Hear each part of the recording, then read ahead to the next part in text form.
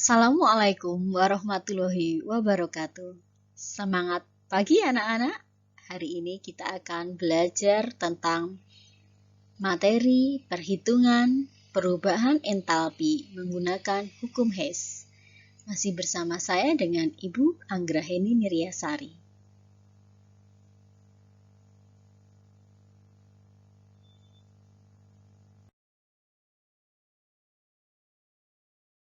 Pelopor perhitungan perubahan termokimia adalah German Henry Hess atau yang akrab dikenal dengan Hess. Salah satu hasil penemuan Hess adalah senyawa gula yang dioksidasi dengan oksigen menghasilkan asam sakarida. Selanjutnya, bila gula ini direaksikan dengan NaOH, akan terbentuk sakarin yang berguna bagi pemanis buatan. Hess memperoleh gelar profesor pada tahun 1830 dari Institut Teknologi di St. Petersburg. Tesisnya yang sangat dikenal itu berjudul "Banyaknya kalor dalam reaksi kimia tidak bergantung pada jalannya reaksi, tetapi bergantung dari keadaan awal dan akhir reaksi."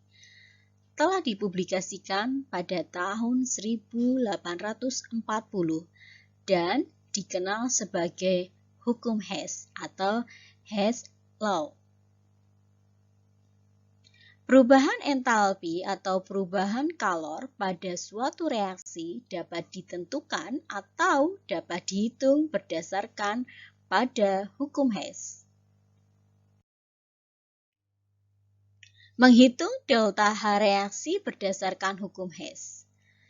Jika suatu reaksi dianggap berlangsung dalam beberapa tahap reaksi, masa perubahan entalpi untuk semua reaksi merupakan penjumlahan perubahan entalpi dari setiap tahap reaksi. Jadi, menurut hukum Hess, delta H reaksi hanya ditentukan dari keadaan awal dan keadaan akhir reaksi.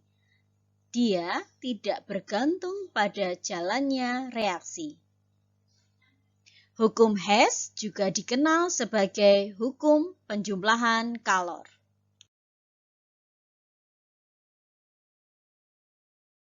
Untuk menghitung delta H reaksi berdasarkan hukum Hess, ada 3 cara. Cara pertama adalah dengan menggunakan bagan reaksi. Cara yang kedua dengan siklus reaksi. Cara ketiga dengan diagram reaksi. Untuk hukum Hess menggunakan bagan reaksi dapat diterangkan dengan berikut. Reaksi yang satu tahap atau langsung, misalnya A menjadi B, maka delta H1-nya sama dengan X kilojoule. Reaksi yang kedua itu dia melewati C, sehingga bisa digambarkan reaksinya sebagai berikut. A menjadi C, sehingga delta H2-nya itu sama dengan C kilojoule. C menjadi B, delta H-nya B kilojoule. Reaksi ini berarti melewati lagi Q dan P gitu ya, atau melewati P baru melewati Q. Maka A menjadi P itu adalah delta H4 atau A kilojoule, P menjadi Q itu delta H-nya P kilojoule, Q menjadi B, delta H6-nya sama dengan Q kilojoule. Gitu ya. Jadi ketika menggunakan bagan reaksi, maka kita harus mencermati reaksinya ini dia reaksi yang hanya satu tahap, 2 tahap, atau 3 tahap gitu. Intinya adalah ketika dia bereaksi A ini menjadi B gitu ya. Kalau A menjadi B ini langsung berarti dia satu tahap. Tapi kalau dia harus melewati senyawa C dulu, A menjadi C baru C menjadi B, berarti dia reaksinya 2 tahap. Kalau reaksinya 3 tahap, berarti dia harus melewati P dan Q. A menjadi P dulu, P menjadi Q, baru Q menjadi B, gitu ya.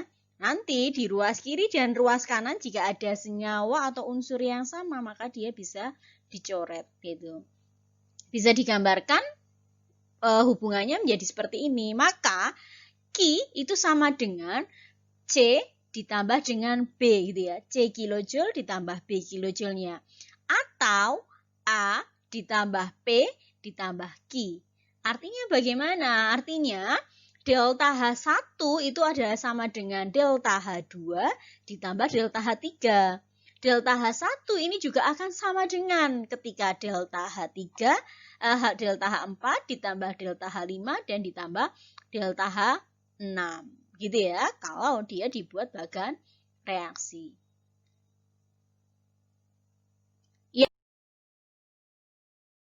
Yang kedua itu adalah siklus reaksi. Siklus reaksi itu tadi saya gambarkan sebagai bagan, yang sekarang saya gambarkan sebagai siklus. Yang satu tahap tadi A menjadi B, gitu ya. Kalau yang dua tahap berarti A menjadi C, baru C menjadi B. Ketika 3 tahap berarti A menjadi P terlebih dahulu, P menjadi Q, baru Q menjadi B. Gitu. Kemudian kalau saya buat diagram reaksi, maka bentuknya akan seperti ini. A menjadi B. Ini saya misalkan dia ini adalah reaksi eksoterm, sehingga anak panahnya ke bawah, gitu ya. Kalau dia reaksinya endoterm, maka anak panahnya berubah ke atas. Jadi saya misalkan A dia menjadi B, ini berarti dia reaksinya satu tahap. Kalau yang reaksinya dua tahap berarti A menjadi C menjadi B, gitu ya. Kalau reaksinya 3 tahap berarti A menjadi P, P menjadi Q, Q menjadi B. Dan hasil dari delta H atau perubahan entalpinya adalah sama, gitu ya. Delta H1 sama dengan delta H2 ditambah delta H3 sama dengan delta H4 tambah delta H5 tambah delta H6. Jadi hubungannya sama, gitu ya. Nah, contohnya misalnya seperti ini. C ditambah O2, kalau dia reaksinya satu tahap menjadi CO2, itu delta H1-nya sama dengan negatif 95 kJ. Reaksi yang dua tahapnya, C ditambah O2 menghasilkan CO ditambah setengah O2, baru dia menjadi CO2, gitu ya. Nah, ketika CO ditambah setengah O2 ini dia menjadi CO, diketahui delta H3-nya itu adalah negatif 283 kJ. Maka berapa delta H2? Biasanya pertanyaannya seperti itu. Nah, perlu diketahui bahwa satu tahap entalpi, perubahan entalpinya adalah sama dengan reaksi dua tahap, sama dengan reaksi 3 tahap. Maka dapat dibuat rumus bahwa delta H1 sama dengan delta H2 ditambah delta H3. Sehingga delta H2 itu sama dengan delta H1 dikurangi delta H3 sama dengan negatif 395 dikurangi min 283. Sehingga dihasilkan negatif 112 kJ. Artinya apa? Artinya pada reaksi ini dia melepaskan kalor sebanyak 112 kJ. Contoh selanjutnya adalah contoh bagan reaksi.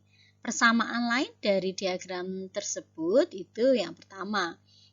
Ketika dari siklus yang tadi ya, itu kita buat bagan reaksi. Persamaan reaksi yang pertama adalah reaksi C ditambah O2 menjadi CO2. Kemudian CO2 ditambah setengah O2 menjadi CO2. Delta H1-nya negatif 395 kJ, delta H3-nya negatif 283 kJ. Kemudian ditanya, berapa delta H reaksi C ditambah O2 menjadi CO2 ditambah setengah O2. Atau dengan kata lain yang ditanyakan adalah delta H2-nya. Nah, untuk menjawab pertanyaan ini, maka kamu harus menyimak langkah pengerjaannya. Gitu ya.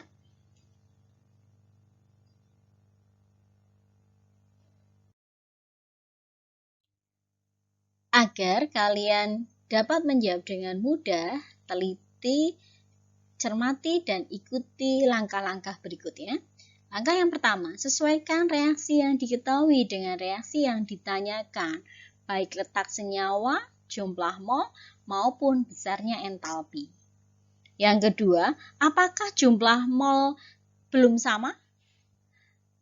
Jika belum sama, samakan dengan mengalihkan atau membaginya dengan bilangan tertentu. Nah, perlu diingat bahwa jumlah mol itu adalah sama dengan jumlah koefisiennya, gitu ya. Jadi kamu bandingkan antara mol itu sama dengan koefisiennya. Yang ketiga, bagaimana akhirnya? Reaksi dijumlahkan. Tapi ingat, unsur yang sama di ruas yang sama itu harus dijumlahkan. Tetapi bila dia di ruas yang berbeda, maka dia harus dikurangi. Atau dengan kata lain, dia bisa dihilangkan. Langkah yang keempat itu adalah menyusun seperti contoh. Angka Romawinya menunjukkan asal reaksinya. Kemudian selanjutnya cermati keterangan yang berada di belakang reaksinya. Nah, selanjutnya dari penjelasan saya tadi kita lihat bahwa C ditambah setengah O2 menjadi CO2 ini berarti di sebelah kiri ini dia butuhnya adalah C gitu ya. Maka cari yang ada C. Oh, C itu ada di reaksi pertama. Posisinya tetap, koefisiennya juga tetap. Maka tulis apa adanya gitu ya. Kemudian yang kedua, karena di reaksi 1 dan di reaksi 2 ini dia mengandung O2, maka kita lompati. Mana yang ada CO2? Oh, ini ada CO2. Berarti harus ada salah satu yang sama gitu ya, sama dengan CO2. Oh, ternyata ini sama gitu ya. Maka kita masukkan ke bawahnya gitu ya. Sehingga jadinya CO2 menjadi CO plus setengah CO2 gitu. Sehingga diperoleh bahwa setengah ditambah setengah O2 itu dia menghasilkan negatif 22 kilojoule gitu. Sekian penjelasan dari saya, semoga bermanfaat. Jangan lupa untuk subscribe. Wabillahi taufiq wal hidayah. Wassalamualaikum warahmatullahi wabarakatuh. Terima kasih.